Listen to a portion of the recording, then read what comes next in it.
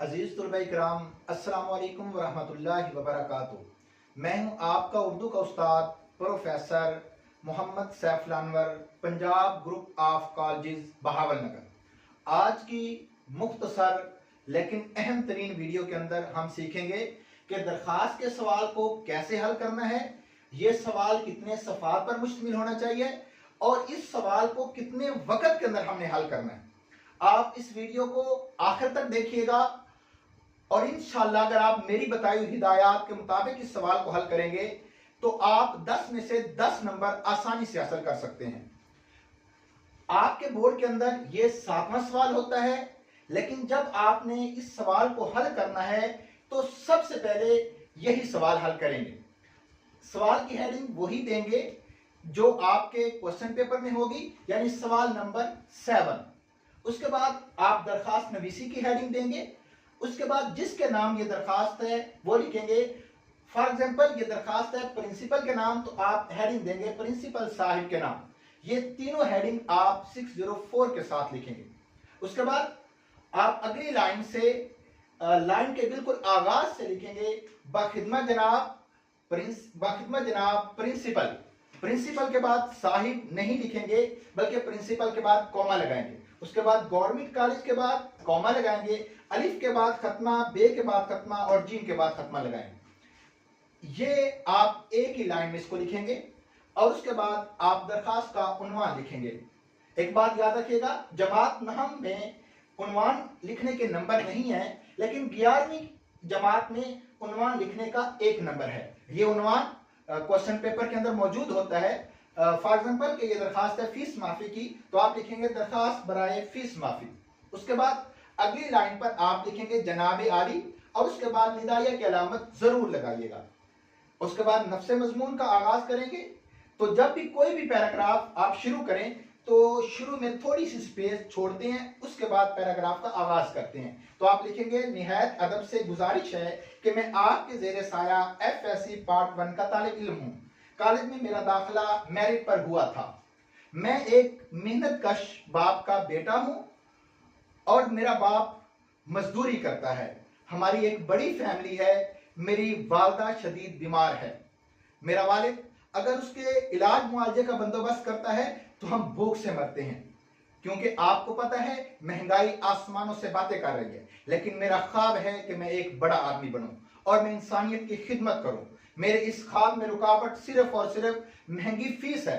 बराए करम आप मेरी फीस को माफ करें ताकि मैं अपना ख्वाब पूरा कर सकूं और एक अजीम इंसान बन सकूं। ये नफ्स मजमून आप लिखेंगे। आपका नफ्स मजमून जो है 1 से 1.5 सफ़े पर मुश्तमिल होना चाहिए और नफ्स मजमून के अंदर अहम अल्फाज मार्कर के साथ जरूर लिखेगा।